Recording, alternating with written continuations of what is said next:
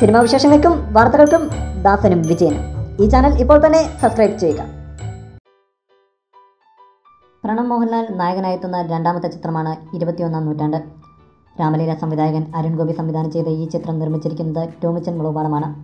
പ്രണവ് മോഹൻലാലിനെയും അരുൺ ഗോപിയെയും സംബന്ധിച്ചിടത്തോളം ഏറെ നിർണായകമായിരുന്നു ഈ ചിത്രം. കാരണം രണ്ടുപേർക്കും തങ്ങളുടെ ആദ്യ ചിത്രങ്ങളിലെ വമ്പൻ വിജയങ്ങൾ ആകസ്മികമല്ലെന്ന് തെളിയിക്കേണ്ടതായുണ്ടായിരുന്നു. ആ വെല്ലുവിളിയിൽ അവർ വിജയിച്ചു എന്ന് തന്നെ പറയാം. ചിത്രത്തിലേക്ക് വരുമ്പോൾ ഒരു കംപ്ലീറ്റ് എൻ്റർടൈനർ എന്ന് തന്നെ 21-ാം നൂറ്റാണ്ടിനെ വിശേഷിപ്പിക്കാം.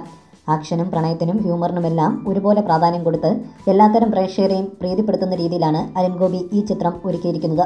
ചിത്രത്തിൻ്റെ പ്ലോട്ടിലേക്ക് വരുമ്പോൾ അത്യാവശ്യം അടിപിടി കൊട്ടേഷൻ പരിപാടികളുമായി ഗോവയിൽ ജീവിക്കുന്ന ഒരു കുടുംബമാണ് നായകൻ്റേത്. അയാൾക്കും അവിടെയുള്ള അയാളുടെ കൂട്ടുകാരുടെയും ഇടയിലേക്ക് ഒരു പെൺകുട്ടി കടന്നു വരുന്നതും തുടർന്നുണ്ടാകുന്ന സംഭവങ്ങളുമാണ് ചിത്രത്തിൻ്റെ പ്രമേയം. ആദ്യ ചിത്രത്തിൽ നിന്നും 21-ാം നൂറ്റാണ്ടിലേക്ക് എത്തുമ്പോൾ പ്രണവിൻ്റെ പ്രകടനം ഏറെ മെച്ചപ്പെട്ടിരിക്കുന്നു. പ്രണവിലെ അഭിനേതാവ് വളരുന്നു. ആക്ഷൻ രംഗങ്ങളിൽ 10-ൽ 10 മാർക്കും നൽകാം. ത്രസിപ്പിക്കുന്ന ആക്ഷൻ രംഗങ്ങൾ തന്നെയാണ് ചിത്രത്തിൻ്റെ ഹൈലൈറ്റ്. പുതുമുഖം സയ ഡേവിഡ് തൻ്റെ കഥാപാത്രം ഗംഭീരമാക്കി. മലയാള സിനിമയ്ക്ക് നല്ലൊരു നായക നടിയെ കൂടി ലഭിച്ചിരിക്കുന്നു. ഗോകുൽ സുരേഷിൻ്റെ ഫ്രാൻസി എന്ന അതിഥി വേഷവും എടുത്തു പറയേണ്ടത് തന്നെയാണ്. സുരേഷ് ആ വേഷം മികച്ചതാക്കി. മൊത്തത്തിൽ ഫാമിലിക്കൊപ്പം കാണാവുന്ന ഒട്ടും നിരാശപ്പെടുത്താത്ത ഒരു മികച്ച എൻ്റർടൈനർ തന്നെയാണ് 21-ാം നൂറ്റാണ്ട്. കണ്ടു വിലയിരുത്തുക.